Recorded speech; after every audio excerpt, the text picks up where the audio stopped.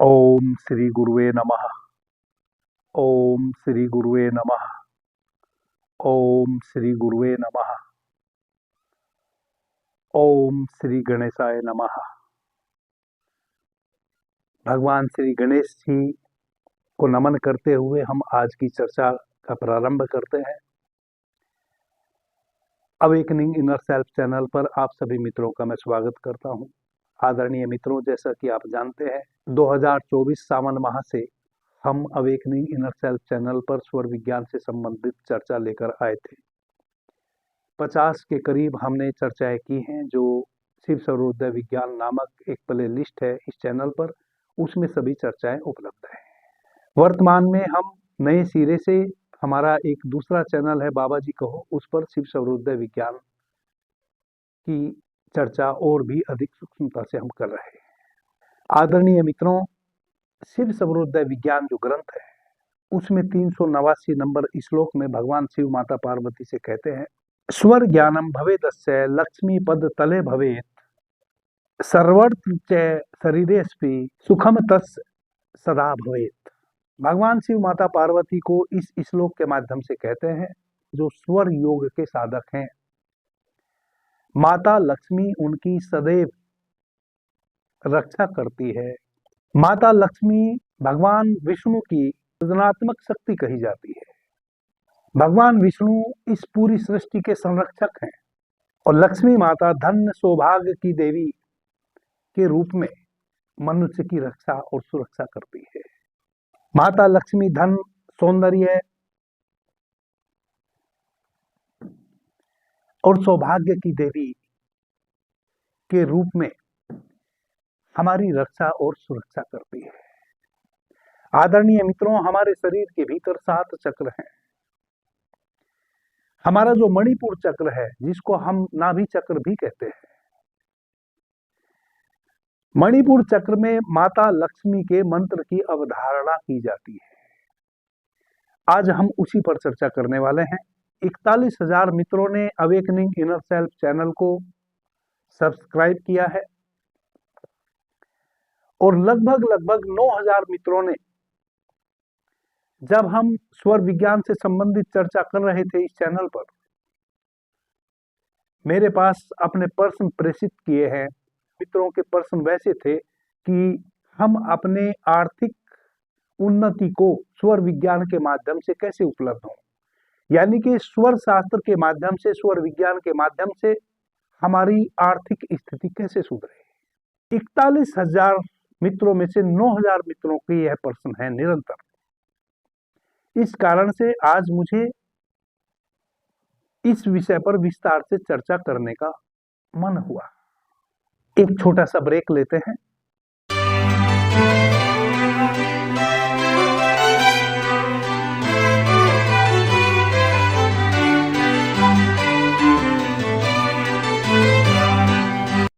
आज की चर्चा में पुनः आप सभी मित्रों का मैं स्वागत करता हूं। आदरणीय मित्रों, आप यदि चाहें तो अवेकनिंग इनर सेल्फ चैनल को ज्वाइन कर सकते हैं, लेकिन ज्वाइन करना अनिवार्य नहीं है। एक प्रार्थना सभी मित्रों से है, YouTube ने हमारे चैनल का रीच डाउन कर रखा है, क्योंकि YouTube को हमारे चैनल से विशेष लाभ प्राप्त नहीं हो रहा है। यदि आप प्रत्येक चर्चा पे कमेंट करेंगे, उसको लाइक करेंगे, तो ऑटोमेटिक रीच बढ़ जाएगा। रीच बढ़ेगा तो अधिक से अधिक मित्रों के समक्ष हमारी यह चर्चा पहुंचेगी। आप अधिक से अधिक मित्रों तक हमारी चर्चा पहुंचे, अपना इस रूप में अनुदान कर सकते हैं कि आप लाइक करें और कमेंट करें। हो सके तो वीडियो को शेयर भी करें। जो नए मित्र हैं वह चैनल को सब्सक्राइब कर लें। आदरणीय मित्रों, हमारे जीवन में सौंदर्य, सौभाग्य और धन की सुरक्षा और रक्षा माता लक्ष्मी करती है। जिस साधक पर माता लक्ष्मी की कृपा बरस जाती है, उसके जीवन में धन की, सौभाग्य की कोई कमी नहीं होती। जब हम हमारे मणिपुर चक्र में अपनी पूरी प्राण ऊर्जा को तरंगायित करते हैं, मणिपुर चक्र यानी कि नाभि चक्र, मणिपुर चक्र का जो मंत्र है रम उसका उच्चारण करते हैं तो ऑटोमेटिक माता लक्ष्मी हमारी तरफ आकर्षित होती है। हम अपने अवधान को अपने मणिपुर चक्र पे लगाते हुए रम ध्वनि का किस प्रकार से उच्चारण करें कि माता लक्ष्मी की कृपा हम पर बरसे, आज का विषय है। आदरणीय मित्रों, हमें हमारे चक्र की ऊर्जा को समझ लेना अनिवार्य है। किस प्रकार से हमारे भीतर ऊर्जाएं कार्य करती हैं, किस प्रकार से ध्वनि कार्य करती है, इसके विज्ञान को समझ लेना हमारे लिए बहुत अनिवार्य है। कैसे मणिपुर चक्र पर अपने अवधान को स्थित करते हुए रम ध्वनि का उच्चारण करें कि माता लक्ष्मी की कृपा हम पर बरसे, इसका मैं आपको वैज्ञानिक तरीके से बताने का प्रयास करूंगा। और कैसे आप सफल हो जाएं अपने इस प्रयास में, इसको बहुत ही सुगम तरीके से आप कर पाए, वैसी विधि भी आपको बताऊंगा। हमारे शरीर के भीतर 7 चक्र हैं। हमारा जो यह मेरुदंड है, जिसको हम रीढ़ कहते हैं, इसका जो अंतिम चक्र है वह जो हमारी यहाँ शिखा समाप्त होती है, तो हमारी दोनों बोहें हैं, इनके बीच में यहाँ जहां माताएं बहनें बिंदी लगाती हैं, इसके 2.5 इंच भीतर हमारा आज्ञा चक्र है। और जस्ट आज्ञा चक्र के ऊपर जो हमारी यह शिखा है हमारे मेरुदंड का अंतिम छोर है। और प्रथम जो छोर है हमारे मेरुदंड का वह है हमारे गुहिया प्रदेश में। मूलाधार चक्र के 2 से 2.5 इंच ऊपर हमारा स्वाधिष्ठान चक्र है। और स्वाधिष्ठान चक्र के ऊपर हमारा मणिपुर चक्र है, जिसको हम नाभि चक्र भी कहते हैं। उसके बाद हमारा हृदय चक्र है, जिसको हम अनाहत चक्र कहते हैं, विशुद्धि चक्र, आज्ञा चक्र और सहस्त्रार चक्र। इस प्रकार से इड़ा, पिंगला, सुषुम्ना 3 नाड़ियां हमारे मेरुदंड में गुथी हुई ऊपर तक आती हैं और एक एक चक्र का निर्माण करती है। पहला चक्र मूलाधार चक्र, दूसरा स्वाधिष्ठान चक्र, तीसरा मणिपुर चक्र, चौथा अनाहत चक्र, 5वां विशुद्धि चक्र और 6ठा आज्ञा चक्र और 7वां सहस्त्रार चक्र। यह हमारी रीढ़ में जो हमारी इड़ा, पिंगला, सुषुम्ना 3 नाड़ियां हैं, उनके माध्यम से यह 7 चक्र हमारी रीढ़ में बनते हैं। इन्हीं 7 चक्रों के माध्यम से ऊर्जा ट्रांसफॉर्म होती है। यह जो चक्र हैं, यह उस विद्युत को संरक्षित करने के 7 बहुत बड़े ट्रांसफार्मर हैं हमारे शरीर के भीतर। प्रत्येक ट्रांसफार्मर में विद्युत को तोड़ा जाता है, परिष्कृत किया जाता है। जब हमारी तीनों नाड़ियों के माध्यम से यह चक्र निर्मित होते हैं, इनके भीतर ऊर्जा का वर्तुल बनता है। हम अपनी नासिका से भीतर श्वास लेते हैं, उस श्वास के साथ जो प्राण तत्व भीतर आता है वह हमारे एक एक चक्र से गति करते हुए पूरे शरीर में जो 72,000 प्राणवाहिनी नाड़ियां हैं उनमें प्रवाहित होता है। उसी प्राण ऊर्जा को जब एक साधक मूलाधार चक्र से, जो सबसे बड़ा ट्रांसफार्मर है, जो सबसे बड़ा बिजली घर है हमारे शरीर के भीतर, वहां से उस विद्युत ऊर्जा को, उस प्राण ऊर्जा को ऊपर की ओर जब ट्रांसफॉर्म करता है, तब हमें पारलौकिक अनुभव होते हैं। यूं बीच बीच में जिस चक्र से भी वह ऊर्जा गति करती है, उस चक्र के भी अपने अपने अनुभव है। हमारा जो मणिपुर चक्र है, जहां माता लक्ष्मी विराजती हैं, जहां से माता लक्ष्मी की अवधारणा उठती है, वह मणिपुर चक्र सभी चक्रों का सेंटर है। मणिपुर चक्र एक ऐसा चक्र है हमारे शरीर में, ऊर्जा का यदि अधोगमन आप करते हैं तो आप सांसारिक क्रियाओं में लग जाते हैं, और उसी ऊर्जा का यदि आप ऊपर उधर्व गमन करते हैं तो आप आध्यात्मिक क्रियाकलापों में लग जाते हैं। मणिपुर चक्र एक ऐसा ट्रांसफार्मर है जहां यदि ऊर्जा अधोगमन कर जाए, नीचे की ओर बहने लगे, तो आपके भीतर सांसारिक वृत्तियां उठनी शुरू हो जाती हैं। क्योंकि आपके मणिपुर चक्र के जस्ट सटे हुए आपका स्वाधिष्ठान चक्र है, और स्वाधिष्ठान चक्र से जस्ट जुड़ा हुआ आपका मूलाधार चक्र है, और इन दोनों चक्रों से सबसे ज्यादा नियरेस्ट आपका काम केंद्र है। यदि आपके मणिपुर चक्र की ऊर्जा ऊर्ध्व गमन ना करके अधोगमन हो जाए तो आप अत्यधिक कामी हो जाएंगे। आपके भीतर काम वासना प्रबल हो जाएगी। आप काम वासना की अधिक से अधिक दौड़ में पड़ जाएंगे और काम वासना के पीछे अंधे हो जाएंगे, जिसके कारण आपके जीवन में सभी प्रकार के सुख और शांति समाप्त हो जाएंगी। माता लक्ष्मी आपसे विमुख हो जाएगी, क्योंकि आप काम में अंधे हो गए। और जो व्यक्ति काम वासना में अंधा हो जाता है वह लोक, लाज, धर्म सब कुछ खो बैठता है। वैसे व्यक्ति की समाज में बुरी गति हो जाती है। ऐसे व्यक्ति से माता लक्ष्मी बहुत दूर हो जाती है। उसी मणिपुर चक्र की ऊर्जा को यदि आप ऊपर की ओर ऊर्ध्व गमन करते हैं, आप माता लक्ष्मी के नगर में प्रवेश कर जाते हैं। मणिपुर चक्र इसको क्यों कहा गया है? मणि माने मोती, पुर माने नगर, शहर, मोतियों का शहर। यह जो आपकी नाभि है यह मोतियों का शहर है। यहां बड़े हीरे मोती हैं। यह नगर है मोतियों से भरा हुआ, बड़े चमकदार मोती हैं। इसीलिए इसको लक्ष्मी, माता लक्ष्मी की अवधारणा से जोड़ा गया है, क्योंकि यह मोतियों का नगर है और यह सेंटर में है, हमारे पूरे शरीर के सेंटर में है। नाभि हमारी जीवनदायिनी है। जब हम अपनी माता के गर्भ में थे तब भी हम नाभि के माध्यम से ही सींचे जा रहे थे। जो भी हमारा डेवलपमेंट माता के गर्भ में हुआ है वह हमारी नाभि के माध्यम से हुआ है। हमने श्वास भी ली है तो नाभि के माध्यम से, हमने आहार भी लिया है तो नाभि के माध्यम से। आज भी नाभि हमारी जीवनदायिनी है।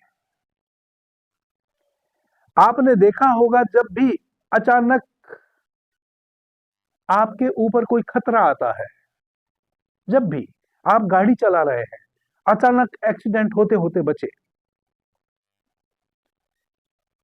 आपका सर्वप्रथम ध्यान जाता है आपके हार्ट पे कि आपका हार्ट जो है वह धड़कने लगा, क्योंकि नाभि से हमारा नाता टूट चुका है। नहीं, हार्ट तो बहुत बाद में आपकी बीट बढ़ती है हार्ट की। सबसे पहले आपकी नाभि सिकुड़ जाती है। आपके पेट में ऐसा लगेगा जैसे पेट टूट गया हो, जैसे आपके पेट में कुछ भी न रहा हो, जैसे आपका पेट बिल्कुल खाली हो गया हो। कितना भी आपका पेट भरा था भोजन से, अचानक आपको लगेगा कि आपके पेट में कुछ है ही नहीं, बिल्कुल खाली है। जब भी कभी आपके समक्ष ऐसी घटना घटेगी जहां आपको भयभीत कर देने वाले क्षण हो, जहां आपकी जान पे बात बनाए, अचानक आप कहीं गिरते गिरते बचें, आप चोट खाते खाते बचें, आप देखेंगे सबसे पहले आपका पेट टूटने लगता है। पेट बिल्कुल खाली खाली हो जाता है, जिसको आप कलेजा खाली होना कहते हैं। अमूमन गांव देहात की भाषा में लोग कहते हैं कि कलेजा टूट रहा है।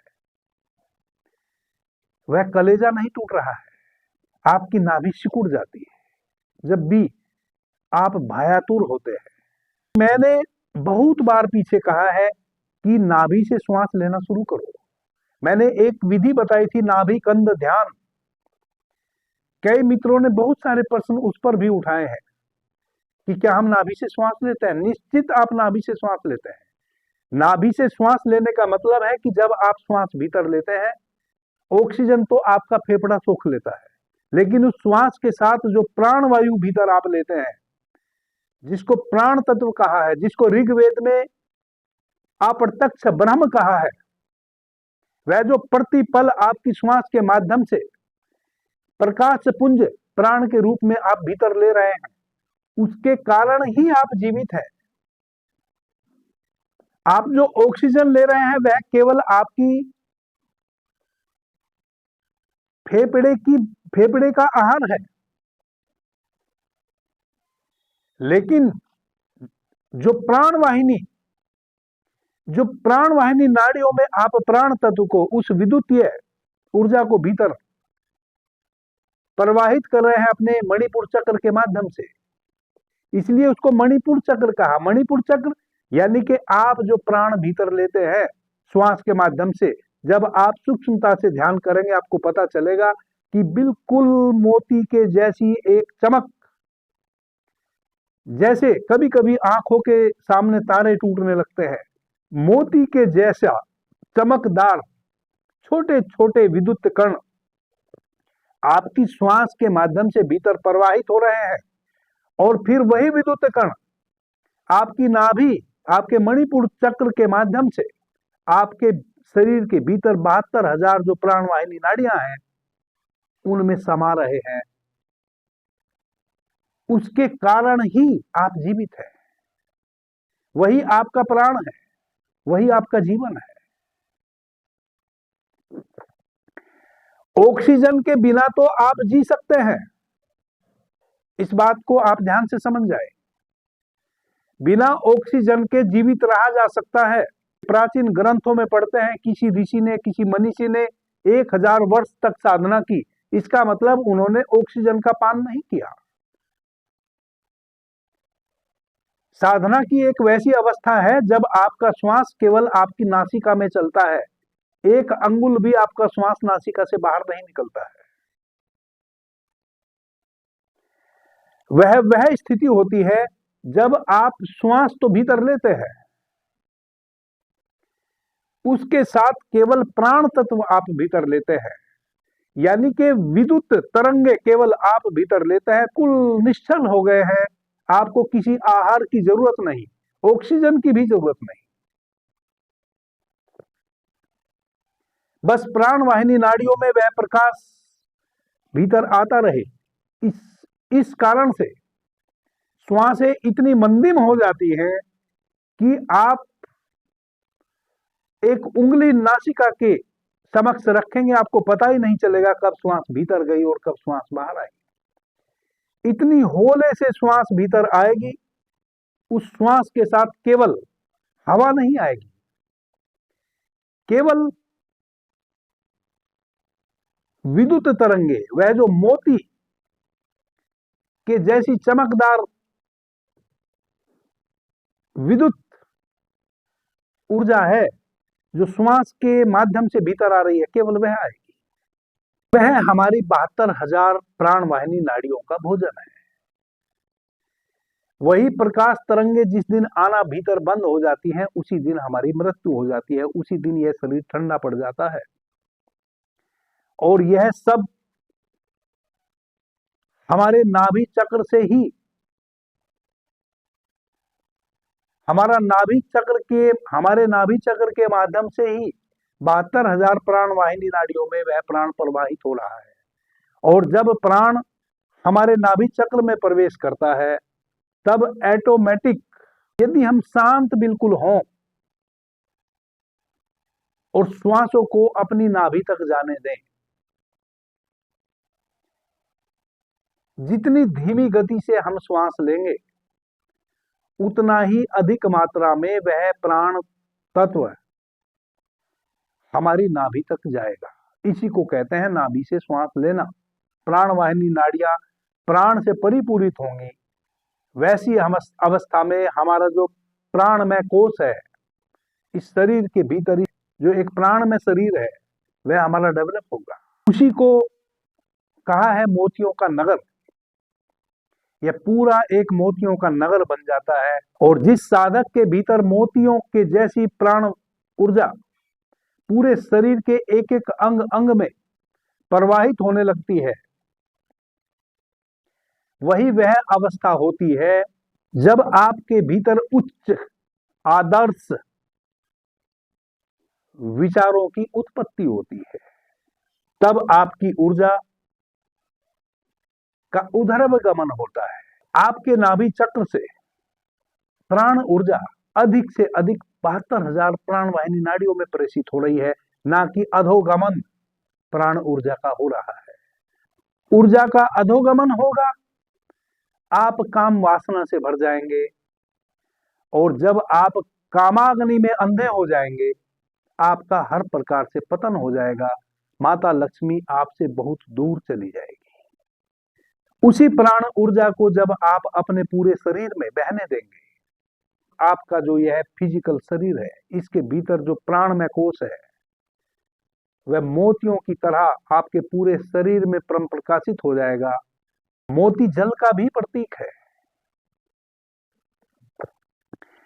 और भगवान विष्णु तो जल में शेषनाग की सैया पर, वह जो शेषनाग की सैया है वह आपका मणिपुर चक्र है। जैसा कि मैंने कहा कि एक एक चक्र आपकी ईड़ा, पिंगला और सुषुम्ना नाड़ी के चक्राकार हो जाने से ही चक्र बनता है। जहां भी आपकी ईड़ा और पिंगला नाड़ी गोल गोल घूम के चक्र बना लेती है, उसी को चक्र कहते हैं। वही शेषनाग है, और वही दोनों नाड़ियां फिर अंत में आपके आज्ञा चक्र पर आकर ऐसे ठहर जाती है, और सुषुम्ना नाड़ी उन नाड़ियों को भेदते हुए आपके सहस्त्रार चक्र पर यहां आके ठहर जाती है। फिर वहां भगवान विष्णु मणिपुर चक्र रूपी शेषनाग की सैया बना के सोए हुए हैं, और माता लक्ष्मी उनके चरण दबा रही है। हमें माता लक्ष्मी का आशीष कैसे प्रदान हो? मणिपुर चक्र पे जब आप ध्यान करेंगे तो आप देखेंगे कि 10 उसमें पंखुड़ी है पीले कलर की। एक कमल का फूल है जिसमें 10 पंखुड़ियां हैं। उन 10 पंखुड़ियों के बीच में जो कमल की केसर है वह रक्त वर्ण की है, और उसका जो आकार है भीतर, फूल के भीतर जो केसर है, फूल के बीचों बीच 10 पंखुड़ियां हैं, 10 पंखुड़ियों के बीच में जो उसकी केसर है, जिसको कमल केसर कहते हैं, वह त्रिभुजाकार रक्त वर्ण की है। उसकी जो ध्वनि है वह है रम, बीज मंत्र है वह है रम। उसकी जो दिशा है वह है उत्तर और दक्षिण दिशा, और स्वभाव है वशीकरण। अपनी प्राण ऊर्जा को विशेष प्रकार की ध्वनि और ध्यान के माध्यम से जब हम प्रवाहित करते हैं, तब एक वशीकरण की स्थिति बनती है। वशीकरण की स्थिति बनती है यानी कि माता लक्ष्मी प्रसन्न होती है। हम कोई माता लक्ष्मी को जबरदस्ती बांध नहीं रहे हैं। वशीकरण शब्द का अर्थ गलत मत लगाना। हम वशीकरण कितने प्रकार से तो कर लेते हैं। एक छोटा सा नवजात शिशु, कोई शक्ति उसके पास नहीं होती, फिर भी वह बहुत शक्तिशाली होता है। चाहे वह मनुष्य का बच्चा हो या किसी पशु का बच्चा हो, छोटा सा जो बच्चा होता है, जो शिशु होता है, जो शावक होता है, वह इतना सौम्य होता है कि उस सौम्यता के कारण ही वह हमें वशीभूत कर लेता है, वशीकरण कर लेता है हमारा। हम कितने भी निर्दयी हों, हम कितने भी कठोर हों, एक छोटा सा बच्चा जरा सा मुस्कुरा क्या दे, हमारा हृदय भर आता है। हमारे हाथ बढ़ जाते हैं उसकी तरफ कि हम उसको अपनी छाती से लगा ले, उसको चूम लें। कितनी महान शक्ति होती है उस बच्चे के पास। ना उसने तलवार उठाई, ना बम बंदूक चलाया, और यदि हम उसको दंड देने भी चले और उसने यदि मुस्कुरा दिया तो आपके हाथ से तलवार छूट जाएगी, आप उसको दंड नहीं दे पाएंगे। उसने आपका वशीकरण कर लिया, आपको उसने मोह लिया। तो वशीकरण जो है वह केवल इस बात का प्रतीक है कि हमने एक वैसी अवस्था बनाई, व्यवस्था बनाई, कि माता लक्ष्मी हमसे प्रसन्न हो गई, और इतनी प्रसन्न हो गई कि अब माता लक्ष्मी सदैव हमारी रक्षा करने के लिए तत्पर हो गई। इतना ही मतलब होता है वशीकरण का। आदरणीय मित्रों, हमारे मुख्यतः दो स्वर है, सूर्य स्वर और चंद्र स्वर। जब हम अपनी दाहिनी नासिका से श्वास लेते हैं, इसको हम कहते हैं पिंगला नाड़ी, सूर्य स्वर। जब हम अपनी बाईं नासिका से श्वास लेते हैं, इसको कहते हैं हम ईड़ा नाड़ी, चंद्र स्वर। जब हम सूर्य स्वर से श्वास ले रहे होते हैं तो बारी बारी से 1 घंटे तक पांचों तत्वों का निग्रह होता है। प्रथम वायु, द्वितीय अग्नि तत्व, तृतीय पृथ्वी तत्व, चतुर्थ जल तत्व और पंचम आकाश तत्व। पृथ्वी तत्व के अपने गुण हैं, जल तत्व के अपने गुण हैं, अग्नि तत्व के अपने गुण हैं और आकाश तत्व के अपने गुण हैं। तो यह पांचों तत्व जब हमारे सूर्य स्वर में बह रहे होते हैं, तब इन तत्वों के बहने के क्रम में जो भी कार्य हम करते हैं वह बहुत ही अशुभ फलदायक होते हैं। लेकिन यही पांचों तत्व यदि चंद्र स्वर में बह रहे हों तो यह शुभ फलदायक होते हैं। पृथ्वी तत्व यदि हमारे चंद्र स्वर में बह रहा हो तो जो भी स्थायित्व वाले कार्य हैं यदि हम उनको करें तो उनमें हमें सफलता मिलेगी। हमारे चंद्र स्वर में जल तत्व यदि बह रहा हो तो तुरंत लाभ देने वाले कार्य यदि हम उस समय इंस्टेंट जो हम कोई कार्य करते हैं वैसे समय में यदि हम तुरंत लाभ वाले कार्यों को, जिनका रिजल्ट तुरंत के तुरंत आ जाता हो, वैसे कार्यों को यदि हम शुरू करते हैं तो हमें लाभ प्राप्त होता है। अग्नि तत्व यदि हमारे सूर्य स्वर में बह रहा हो तो वैसे समय में हम कोई भी कार्य करते हैं तो केवल और केवल हम हानि उठाते हैं।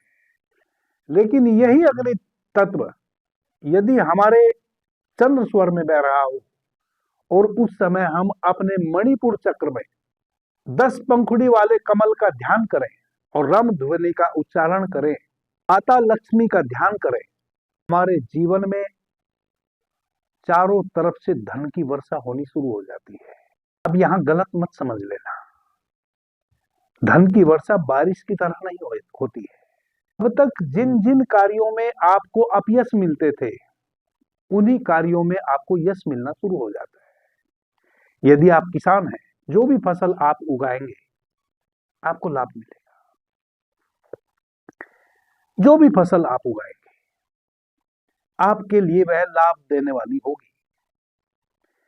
सब व्यवस्थाएं ऐसी अनुकूल हो जाएंगी कि आपकी फसल आपके घर तक पक के जब आएगी उसमें कोई बाधा नहीं आएगी। और जब माता लक्ष्मी की कृपा हम पर होती है, जिस दिन हम बाजार में उस फसल को बेचने जाएंगे उस दिन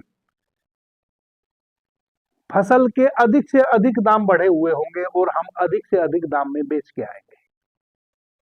यह मां की कृपा होती है।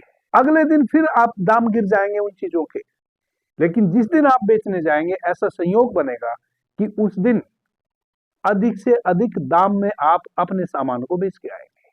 जब माता लक्ष्मी की आपके ऊपर कृपा होती है, आप जो भी कार्य करते हैं वही लाभ देने वाले हो जाते हैं। और जब माता लक्ष्मी की कृपा आपके ऊपर से हट जाती है, आप कितना भी जो आपके पास जमा धन है उसको लगा के भी कोई कार्य शुरू करते हैं, वह धन भी आपका डूब जाता है और वह कार्य तो सिद्ध होता ही नहीं जिसको आपने आगे बढ़ाया है। लेकिन वही जब माता रानी की कृपा होती है तब घर बैठे बिठाले आपके सामने अपॉर्चुनिटी आती रहती है। कोई व्यक्ति, कोई मित्र आपका आएगा, कहेगा कि एक सौदा है और बड़ा अच्छा सौदा है, आप उसको खरीद लें, बहुत कम दाम में मिल रहा है, मैं खरीद लेता लेकिन मेरे पास बजट नहीं है। और आप किसी और कार्य के लिए कुछ धन अर्जित करके रखे हुए हैं और आप उस मित्र के कहने पे उस कार्य को कर लेते हैं और कल होके वही किया हुआ कार्य आपको अत्यधिक लाभ देने वाला बन जाता है।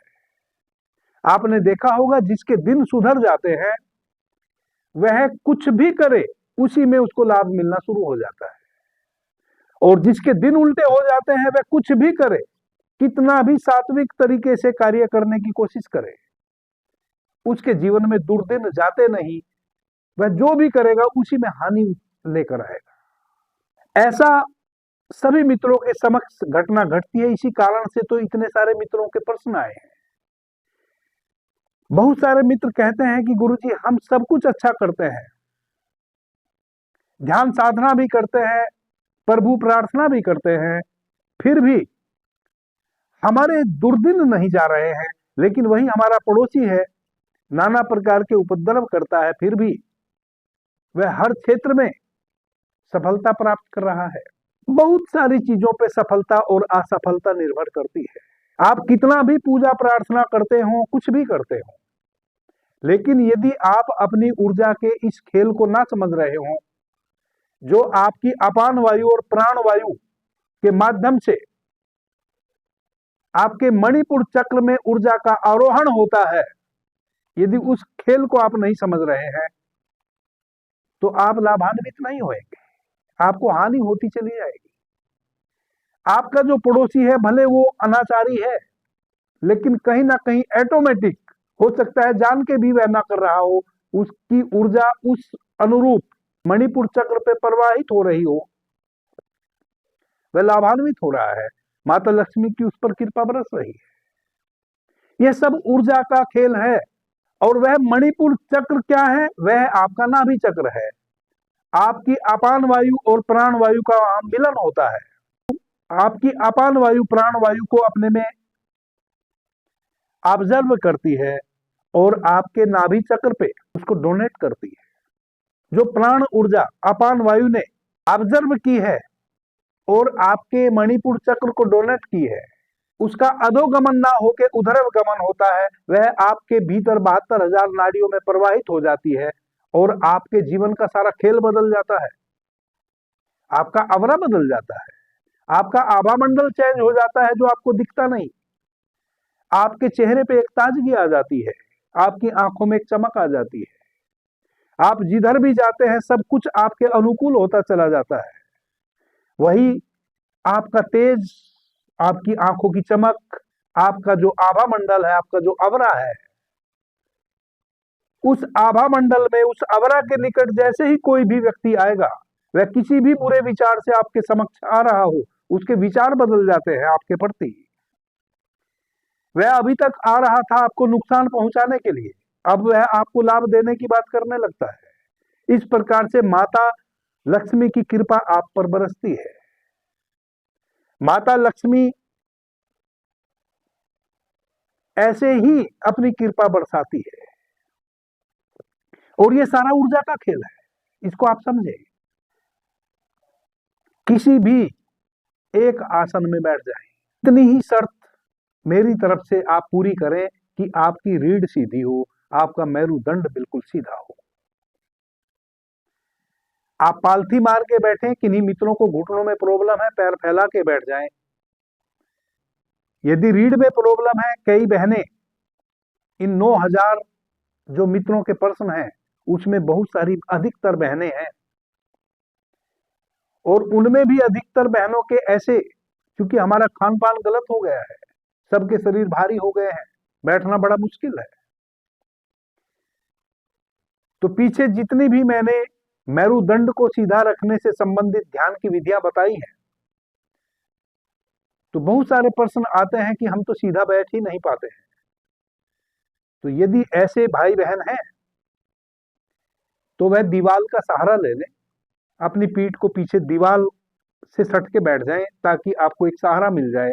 पालथी नहीं मार पा रहे हैं तो पैर फैला लें, थोड़े से भी पैर मुड़ जाएं तो अच्छी बात है, क्योंकि जब आपके पैर मुड़ते हैं तो पैरों के माध्यम से जो ऊर्जा बाहर बहती है वह बहनी बंद हो जाती है, ऊर्जा का वर्तुल भीतर की ओर बहने लगता है। यह आपको लाभ है पैर मोड़ने का।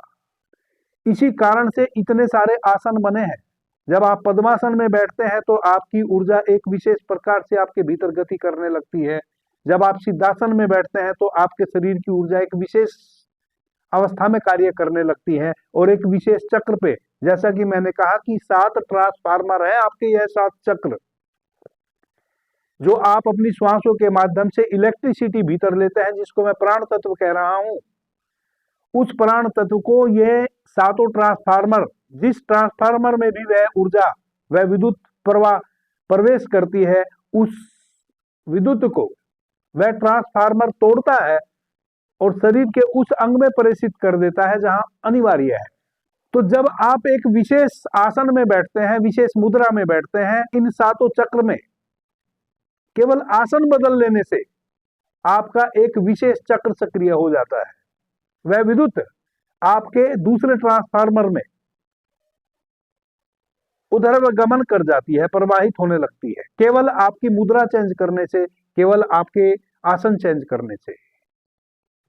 आदरणीय मित्रों, इस चैनल पर एक सीरीज चला रहा हूं, विज्ञान भैरव तंत्र। मैं इसी चैनल पर बंद मुट्ठी और मुद्राएं, इनके विषय में भी विस्तार से आपको बताने वाला हूं।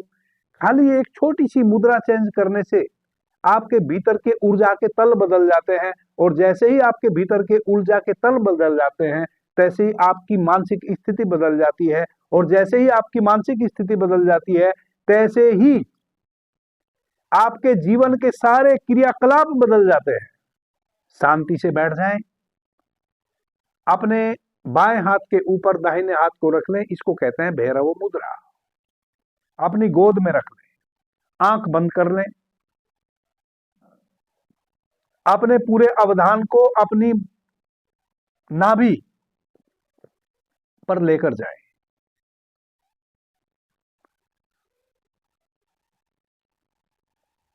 लंबी गहरी धीमी गति से एक ही समरस अवस्था में श्वास लें। कम से कम 10 श्वास एक ही लयबद्धता से लेवें।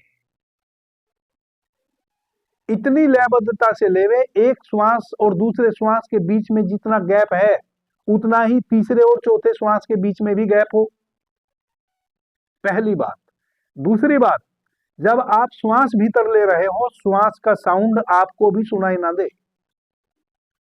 इतनी धीमी गति से आपने श्वास लेनी है और भाव करना है कि श्वास आपकी नाभि को टच कर रही है। जब श्वास आपकी नाभि को टच करेगी, तभी तो प्राण वायु आप भीतर प्रवाहित होते हुए महसूस करेंगे।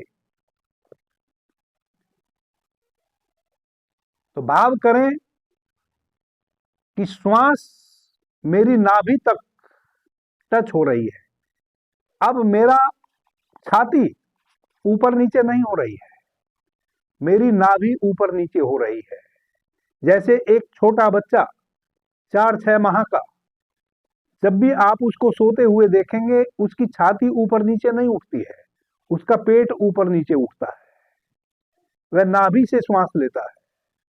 क्योंकि अभी नया नया माता के गर्भ से आया है, माता के गर्भ में सब कुछ संचालित हो रहा था नाभि के माध्यम से।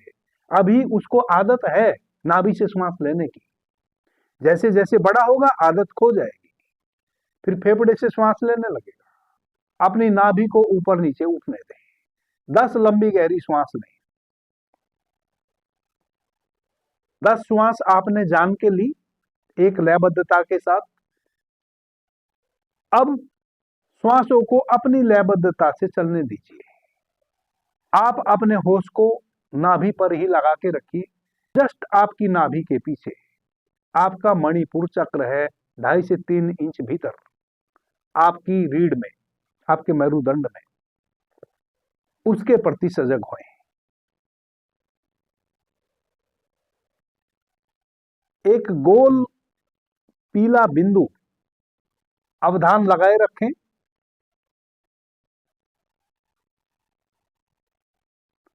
अब एक पीला बिंदु आपको वहां दिखाई देने लगा है।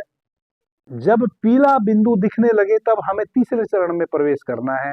अब वह बिंदु कमल के फूल की तरह 10 पंखुड़ियां उसमें ऐसे खिलने लगी हैं और अब वह 10 पंखुड़ी वाले कमल के फूल का रूप ले लिया है। वह 10 पंखुड़ी वाला एक कमल का फूल बन गया है। अब उस 10 पंखुड़ी वाले पीले कमल के फूल के भीतर आप देखें कि रक्त वर्ण का लाल रंग का एक त्रिभुजाकार चिन्ह है। अब आप फूल को तो भूल जाए, वह जो त्रिभुजाकार यंत्र उस पीले रंग के कमल के फूल के भीतर है उसके प्रति सजग हो। अब भाव करें, पंखुड़ियां ओझिल हो गई हैं, केवल वह रक्त वर्ण का एक त्रिभुजाकार यंत्र रह गया है। उस यंत्र पर अपने पूरे होश को, अपने पूरे ध्यान को टिकाएं। पहले आप 21 टाइम रम ध्वनि का उच्चारण बाहर करें। राम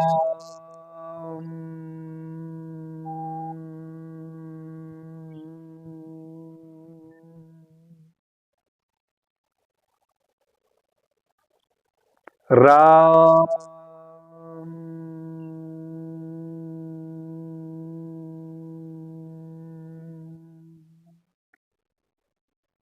मंत्र की ध्वनि का उच्चारण करें और उस यंत्र पे उस ध्वनि को पढ़ने दें।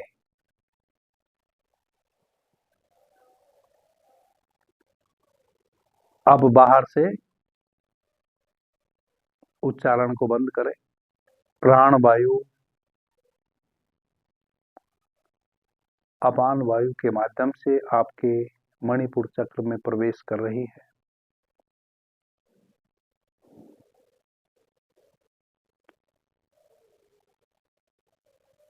और वहां रम ध्वनि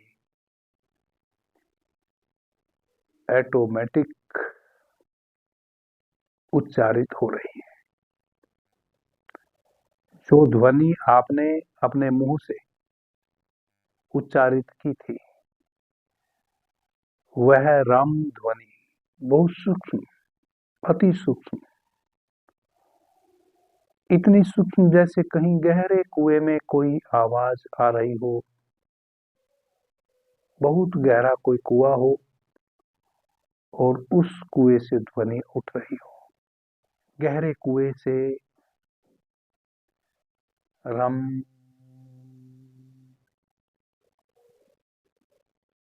ध्वनि का उच्चारण उठ रहा हो।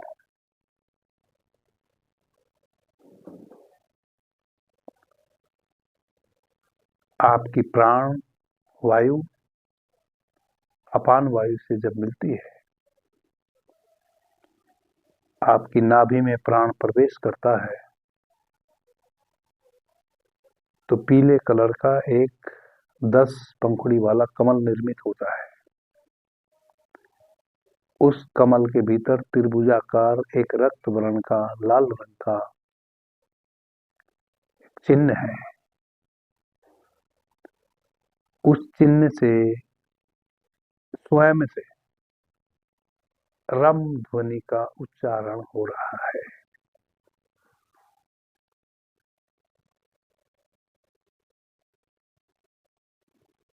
वह जो रम ध्वनि है वह उस त्रिभुजाकार रक्त वर्ण के यंत्र से निस्सरित हो रही है और आपके पूरे शरीर में फैल रही है। आपका पूरा शरीर रम मंत्र की ध्वनि से भर रहा है।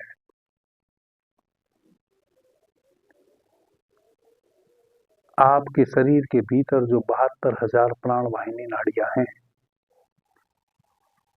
जो अंकुर की तरह एक एक अंग में फैली है, जो हमारा प्राणमय शरीर है, प्राणमय कोश है, जिसने मोतियों की तरह, मोतियों जैसे कलर की एक आभा लिए हुए हमारे इस फिजिकल शरीर के भीतर, इस स्थूल शरीर के भीतर एक रूप ले लिया है जो मोतियों की तरह भास रहा है। हमारी एक एक प्राण वाहिनी नाड़ियां रम ध्वनि के मंत्र से भर गई हैं। हमारे पूरे शरीर के भीतर जो 72,000 प्राण वाहिनी नाड़ियां हैं, एक एक प्राण वाहिनी नाड़ियां में रम ध्वनि के उच्चारण से उठी हुई ध्वनि की गूंज गूंज रही है और हमारा पूरा शरीर रम ध्वनि के उच्चारण से भर गया है। हमारे रोए रोए से अब वह रम ध्वनि का उच्चारण शरीर से बाहर निकल रहा है और इस ब्रह्मांड में रम ध्वनि हमारे भीतर की 72,000 प्राण वाहिनी नाड़ियों से गूंजते हुए एक एक कोष से, एक एक हमारे रोम छिद्र से बाहर बहने लगा है। इस पूरे ब्रह्मांड में हमारे भीतर से वह ध्वनि फैल रही है, फैल रही है, पूरे ब्रह्मांड से फैल रही है।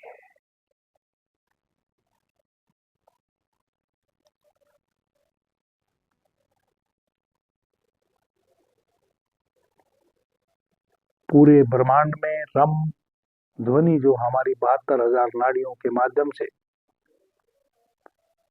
गूंज रही थी, हमारे शरीर के भीतर 72,000 प्राण वाहिनी नाड़ियों में हमारे मणिपुर चक्र से जो रक्त वर्ण का यंत्र है त्रिभुजाकार, वहां से रम ध्वनि उठ रही है और हमारी 72,000 प्राण वाहिनी नाड़ियों में प्रवाहित हो रही है और हमारे पूरे शरीर की एक एक रग रग में, एक एक अणु अणु में वह ध्वनि का उच्चारण हो रहा है। पूरा शरीर ध्वनि से भर गया है और अब हमारा शरीर उस ध्वनि को स्वयं में नहीं समेट पा रहा है। हमारे एक एक रोए रोए से रम ध्वनि बाहर विसर्जित हो रही है और इस ब्रह्मांड में विलीन हो रही है।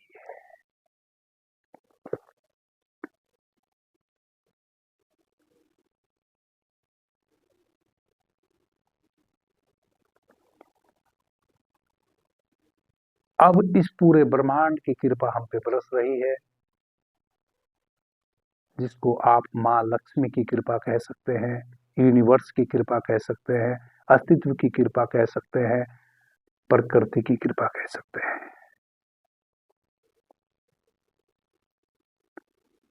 आपके चारों तरफ केवल और केवल रम ध्वनि का ही उच्चारण हो रहा है, रम ध्वनि ही उच्चारित हो रही है।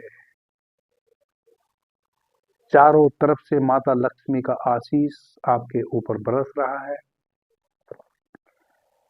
पूरे ब्रह्मांड से रम ध्वनि का उच्चारण हो रहा है और वही आपके शरीर के एक एक रोमे से बाहर बहती हुई रम ध्वनि का उच्चारण जो ब्रह्मांड में विसर्जित हुआ, वही ध्वनिया वापस लौट के आपके ऊपर बरस रही है। रम ध्वनि के उच्चारण से आप पूरे भर गए हैं। आपके चारों तरफ पूरे समस्त ब्रह्मांड में, समस्त अस्तित्व में केवल और केवल रम ध्वनि का उच्चारण हो रहा है। रम ध्वनि के अतिरिक्त और कुछ भी नहीं बचा है। यह जो रम ध्वनि का उच्चारण, यह जो रम ध्वनि आपके ऊपर अब ब्रह्मांड से बरसने लगी है, यही है माँ लक्ष्मी की कृपा, यही है माँ लक्ष्मी का कवच। जिन मित्रों के ऊपर यह कृपा बरस जाएगी, उनके जीवन में कभी किसी भी प्रकार का दुर्भिक्ष नहीं घटेगा, क्योंकि माता लक्ष्मी सौभाग्य की देवी है।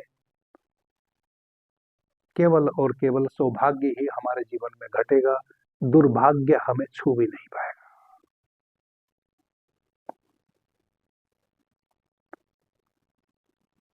वापस लंबी गहरी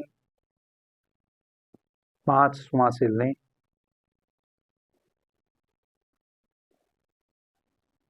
अपने नाभि, अपने मणिपुर चक्र में वापस लौट कर आए। 4-5 लंबी गहरी सांसें लें। अपने दोनों हाथों को अपनी आंखों पे रखें। धीरे से भीतर आंखों के नीचे, हाथों के नीचे धीरे से अपनी आंखों को खोलें और आज के इस ध्यान के सोपान से बाहर आए। जब भी हम इस विधि से गुजरे, या तो दक्षिण की दिशा में हम मुंह करके बैठ जाएं या उत्तर की दिशा में हम मुंह करके बैठ जाएं। एक रक्त वर्ण का आसन ले लें।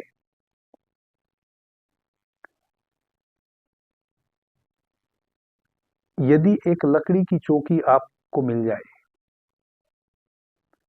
छोटी सी, एक इतनी ऊंची, आधा फीट ऊंची एक लकड़ी की चौकी अपने लिए बनवा लें। उस पर लाल रंग का एक आसन बिछाए, ऊन का, ऊन से बना हुआ, कैशमिलोन नहीं, ऊन, प्योर उलन का एक लाल रंग का अपने लिए आसन बना लें। अगर उलन का उपलब्ध नहीं है तो आप रेशम का भी ले सकते हैं। दक्षिण या उत्तर दिशा में आप मुंह करके बैठ जाएं और इस अभ्यास से गुजरें। आदरणीय मित्रों, तो जब आप 6 इंच ऊंची चौकी के आसन पे बैठेंगे, पृथ्वी का ग्रेविटेशन आपको कम से कम छुएगा। लकड़ी जो है वह नॉन कंडक्ट है। लकड़ी के भीतर विद्युत का प्रवाह नहीं होता है।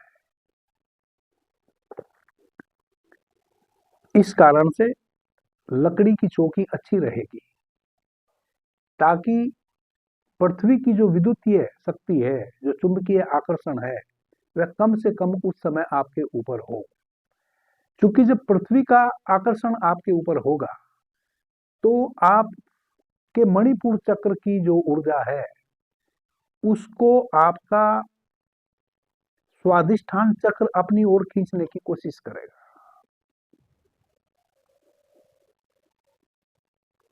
और स्वादिष्ठान चक्र के नीचे आपका मूलाधार चक्र है। मूलाधार चक्र स्वादिष्ठान चक्र को एक्टिव करेगा और वह आपके मणिपुर चक्र की ऊर्जा को अधोगमन के लिए प्रेरित करेगा, उसको अपनी तरफ आकर्षित करेगा। वही आपके मणिपुर चक्र की ऊर्जा जब स्वादिष्ठान चक्र की ओर यानी कि नीचे की ओर बहने लगती है तो वह आपके काम केंद्र पर बहने लगती है। तब आप काम वासना में अंधे हो जाते हैं और फिर वासना के अलग अलग रूप हैं। सबसे पहले आपको काम वासना घेरेगी, फिर आपको और नाना प्रकार की विलासिता घेरेगी और आप कामाग्नि में अंधे होकर समाज में भी अपनी प्रतिष्ठा गवा देंगे, अपने परिवार में भी अपनी प्रतिष्ठा गवा देंगे, अपने बाल बच्चों के बीच में भी अपनी प्रतिष्ठा गवा देंगे। और ऐसे व्यक्ति से माता लक्ष्मी का कोई मतलब नहीं रह जाता है। आप दुराचारी हो गए। दुराचार और सदाचार एक साथ रह नहीं सकते। माता लक्ष्मी की कृपा यानी कि सदाचार। और चूंकि हम बहुत कमजोर हैं, इस कारण से एक जतन आप यह कर सकते हैं कि आपकी ऊर्जा नीचे ना बहे। यदि आप 6 इंच ऊंची एक छोटी सी चौकी अपने लिए बना लें जिस पर आप आराम से बैठ सकें। कल की चर्चा में मैं एक सुमंगल दीपक, मैं कभी बचपन में उसको जलाया करता था, मुझे उसका काफी लाभ मिला है, उसके विषय में कल हम चर्चा करेंगे। आप एक सुमंगल दीपक भी बना के रख लेंगे, उसको भी उस समय आप प्रज्वलित कर सकते हैं। कल मैं बताऊंगा सुमंगल दीपक को कैसे बनाया जाए और उसकी ऊर्जा कैसे कार्य करती है। आदरणीय मित्रों, हमारे जीवन में जो भी घटता है, अच्छा घटे या बुरा घटे, सबके लिए जिम्मेवार हम ही होते हैं। माता लक्ष्मी यानी कि माता, जहां मां शब्द जुड़ गया, मां तो करुणामयी होती है। बस हमें क्या करना है, हमें मां के सत्कार के लिए एक व्यवस्था बनानी है। हम मां का आदर कर सके, सत्कार कर सके, उसके लिए केवल हमें व्यवस्था करनी है। माता की कृपा तो हम पे बरस ही रही है। हम ही मां को अपने आंगन में ठहरने नहीं दे रहे हैं। देखिए ना, हम अपने घरों में प्रतिदिन एक अगरबत्ती धूपबत्ती जलाते हैं, एक वातावरण निर्मित करते हैं। कुछ समय के लिए हमारा घर सुगंध से भर जाता है, हमारी मन की स्थिति चेंज हो जाती है। बाकी जो भी किसी भी तल पे कार्य आपकी ऊर्जा ही करती है, और आपकी ऊर्जा यानी कि हमारी ऊर्जा कहना गलत है। प्रति पल प्रति क्षण परमात्मिक ऊर्जा ही हमारे भीतर कार्य कर रही है। केवल हमें उस ऊर्जा को संभालना है और एक विशेष प्रक्रिया से उस ऊर्जा को प्रवाहित होने देना है, तो देवताओं की कृपा हम पर बरसती है। आप सभी मित्रों पर लक्ष्मी माता की कृपा बरसे, मेरी शुभ आकांक्षाएं, मेरी शुभकामनाएं आप सभी मित्रों के साथ हैं।